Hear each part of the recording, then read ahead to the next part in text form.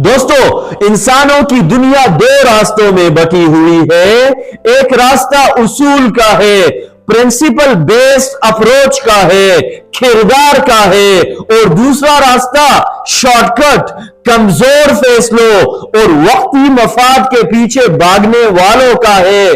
पहला रास्ता मुश्किल जरूर है क्योंकि वो नेचुरल प्रोसेस से जुड़ा होता है, लेकिन इसी में इज्जत है, इस्तिकामत है और एक ऐसी लॉन्ग टर्म सेटिस्फैक्शन है जो इंसान के अंदर रोशनी पैदा करती है।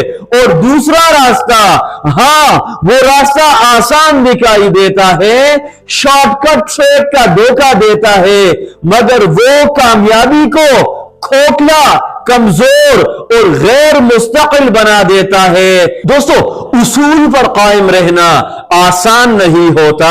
एथिकल स्टैंडर्ड कायम रखना कुर्बानी मांगता है, रास्ते में रुकावटें आती है, वक्त लेता है, कांटे मिलेंगे आपको, लेकिन जो लोग सच्चाई और मेहनत के जरिए आगे बढ़ते हैं वो मुसलसल आजमाइशों से गुजरते हैं, मगर इनके कदम डगमगाते नहीं, क्योंकि इनका सफर लेजिटिमेट प्रोसेस पर होता है। रास्ते में तकलीफें, मुश्किलात, नुकसान सब कुछ होता है, लेकिन जब ये लोग अपनी मंजिल तक पहुंचते हैं तो जो खुशी मिलती है वो हकीकी, पाकीज़ा और हमेशा रहने वाली होती है।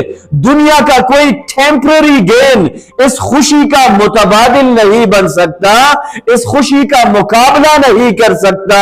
उसूल पर चलने वालों के किरदार में रोशनी होती है और रोशनी कभी बुझती नहीं। इसके बरखिलाफ वो लोग जो चाहते तो है बड़ा मुकाम, बड़ी पहचान, मगर रास्ते में शॉर्टकट मेथड तलाश करते हैं, वो हकीकत में अपने ही हाथों अपनी इज्जत को कम करते हैं।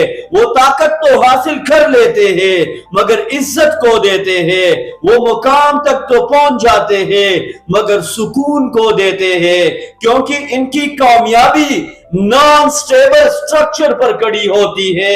ऐसे लोग जब आईने में खुद को देखते हैं तो इन्हें अपनी ही नजरों में गिरी हुई शबीहा दिखाई देती है, और जो शख्स अपनी ही नजर में गिर जाए वो दुनिया में कहीं खड़ा नहीं हो सकता। ये लोग वक्ती ताकत के नशे में चलते हैं, मगर जब नशा उतरता है तो हाथ में सिर्फ शर्मिंदगी रह जाती है। अब आते हैं पाकिस्तान की मौजूदा सियासी मंजरनामे पर। बदकिस्मती से हमारी दो बड़ी जमातें पीएमएल नून और पीपल पार्टी इसी दूसरे रास्ते पर चल पड़ी है।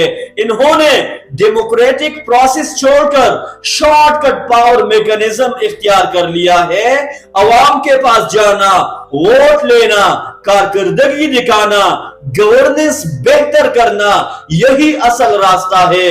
मगर आज ये रास्ता इन जमातों के लिए सानवी हैसियत इख्तियार कर चुका है। आज इनका क्रेडिबिलिटी इंडेक्स तकरीबन 0 तक गिर चुका है। इंटरनेशनल कम्युनिटी भी इन पर एतमाद को रही है।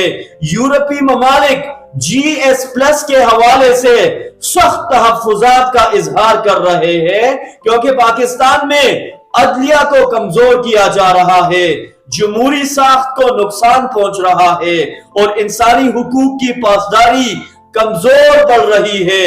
यूएन ह्यूमन राइट बॉडी ने भी 27वीं आईनी तरमीम को पाकिस्तान के लिए खतरा करार दिया है। ये सब इसलिए है कि जब आप अपने उसूल बेच देते हैं तो फिर न मुल्क का एतबार रहता है, न आपका आलमी मुकाम रहता है।